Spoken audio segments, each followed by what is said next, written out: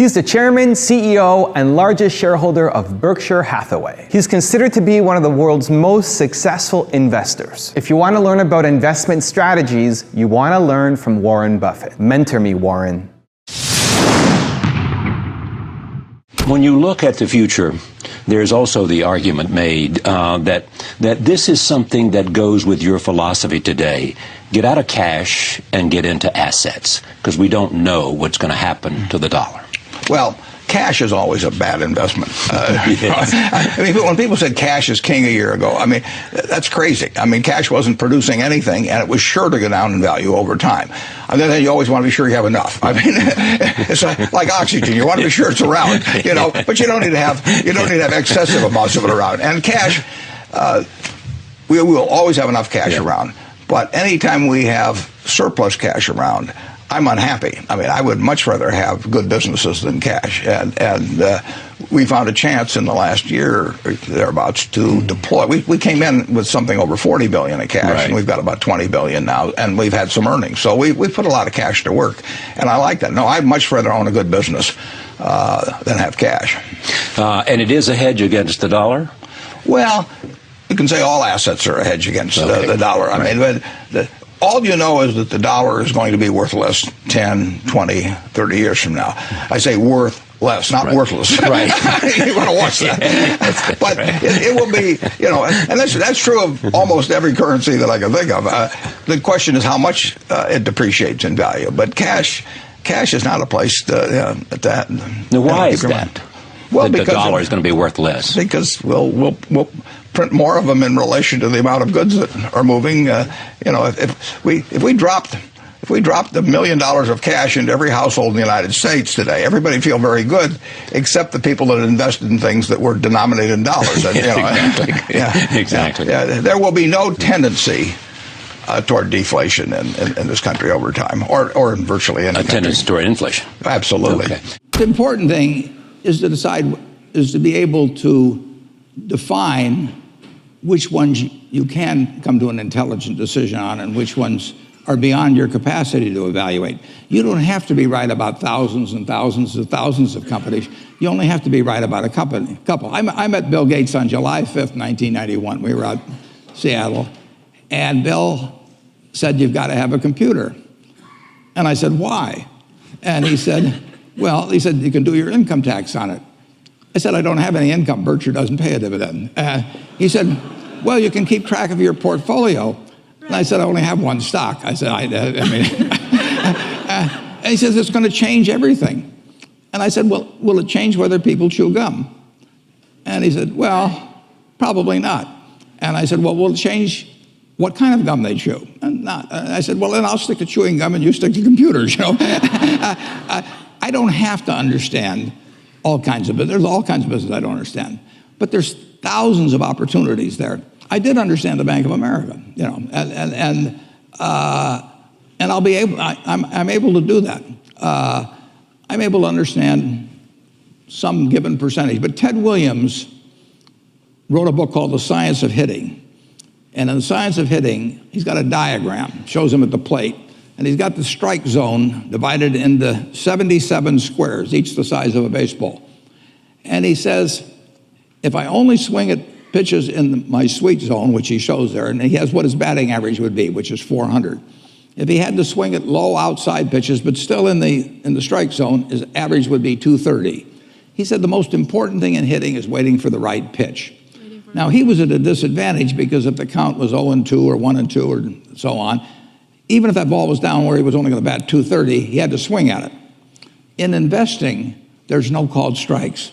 People can throw Microsoft at me and, you know, you name it, any stock, General Motors, and I don't have to swing. And nobody's going to call me out on called strikes. I only get a strike called if I swing at a pitch and miss. So I can wait there and look at thousands of companies day after day, and only when I see something I understand and when I like the price at which it's selling, then if I swing, if I hit it, fine. If I miss it, it's a strike. But it's an enormously advantageous game.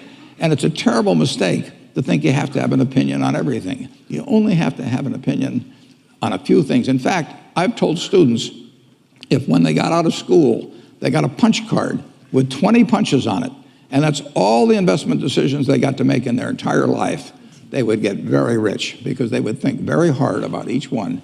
And you don't need 20 right decisions to get very rich.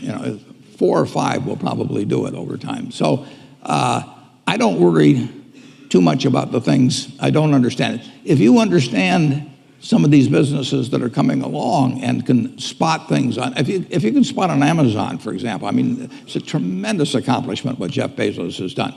And I tip my hat to him. He's a wonderful businessman. He's a good guy, too.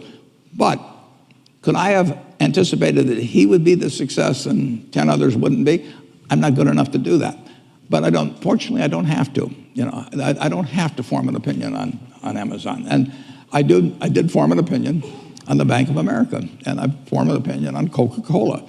I mean, Coca-Cola's been around since 1886. There's 1.8 billion 8-ounce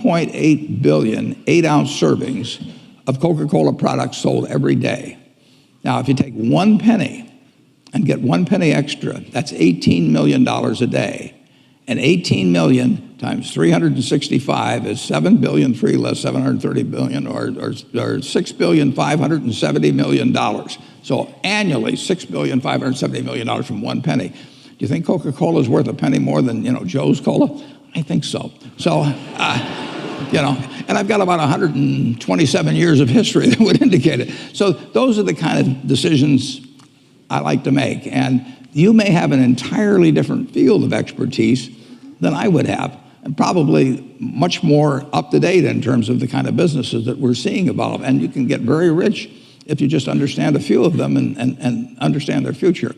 The real test of whether you would like it as an investment is whether you would be happy if it never got quoted again, and just in terms of what the asset did for you. But that doesn't, I would say this about gold.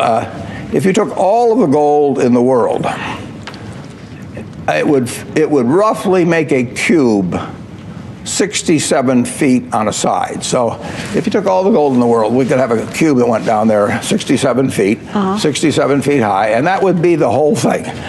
Now, for that same cube of gold, it would be worth at today's market prices about $7 trillion. That's probably about 1/3 of the value of all the stocks in the United States. So you could have a choice of owning 1/3 of all the stocks in the United States, or you could have a choice of owning that little block of gold, which can't do anything but kind of shine there and make you feel like Midas or Croesus or something of the sort. Now, for $7 trillion, there are roughly 1 billion acres of farmland in the United States. They're valued at about $2.5 trillion. It's about half the continental United States is farmland. You could have all of the farmland in the United States. You could have about 7 Exxon Mobils, and you could have $1 trillion of walking around money. And if you offered me the choice of looking at some 67-foot cube of gold and looking at it all day, maybe touching it, and fondling it occasionally, and then saying, do something for me, and it says, I don't do anything, I just stand here and look pretty. And the alternative to that was to have all the farmland in the country, everything, cotton, corn, soybeans, 7 Exxon Mobils, just think of that, add $1 trillion of walking around money. Maybe call me crazy, but I'll take the farmland and the Exxon Mobils.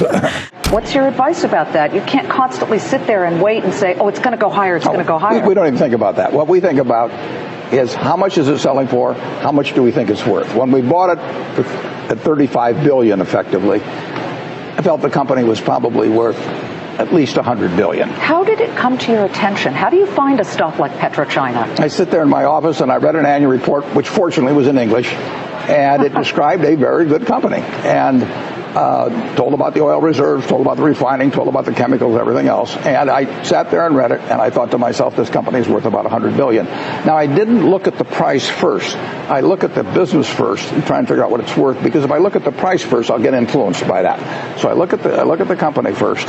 I try to value it, and then I look at the price, and if the price is way less than what I've just valued it at, I'm going to buy it. And how do you value it? Well, that's the trick. Yeah. But it's essentially what I would pay for the whole business if I could buy it. How do you know when to throw in the towel on an investment or a business?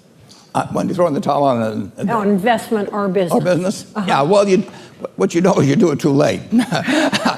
I went in the textile business by accident in 1965, and I threw in the towel about 20 years later. And that was about 20 years too late. There's a great tendency to want to hold on, justify old decisions. I mean, that's a human trait. And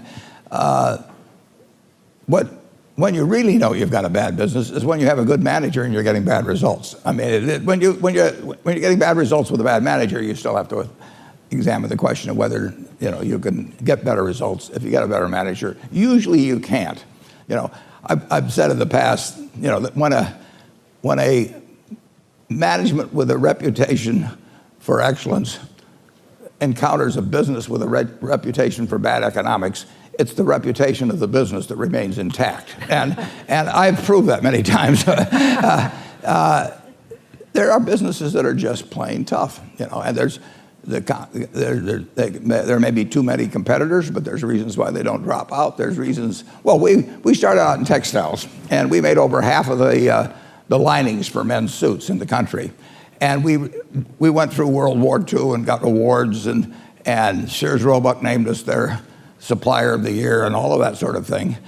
And then we'd say, well, we'd like to increase the price of these linings a quarter of a cent a yard. And Sears would say, you must be out of your mind. There's 10 other guys that'll sell it to us at the old price. And nobody ever went into a Sears store and said, I'd like a blue serge suit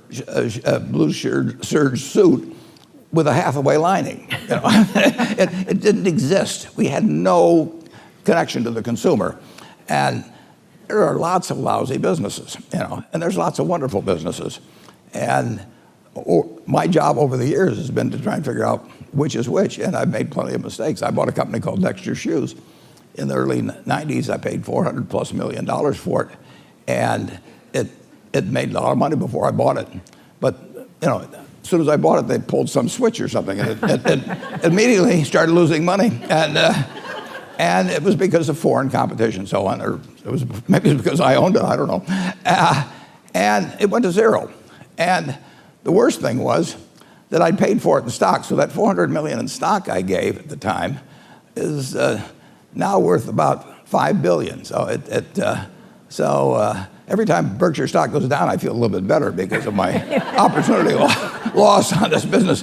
But when I looked at Dexter Shoe, they had a good position in retailers. They turned out good shoes. They had a great workforce, all kinds of things. But I just forgot one thing, that they weren't going to make shoes in the United States anymore. So you make mistakes, and it does pay to recognize quickly when you've made them. If you've got a good person running a business and it isn't making any money, you're in the wrong business, and you've got to face up to that. Generally speaking, investing in yourself is the best thing you can do. Anything that improves your own talents. Like, nobody can take it away from you. They can run up huge deficits, and the dollar can become worth far less.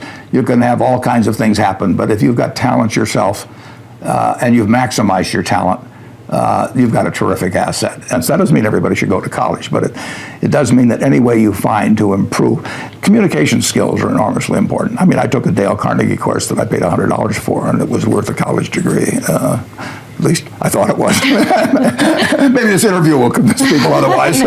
Thank you guys so much for watching. I made the Mentor Me series because I wanted to spend a little bit more time with super successful people, and I hope some of their magic pixie dust rubs off on us. So I'd love to know what you thought of this video and what lessons you learned that you're going to apply to your life and how. I'm really curious to find out.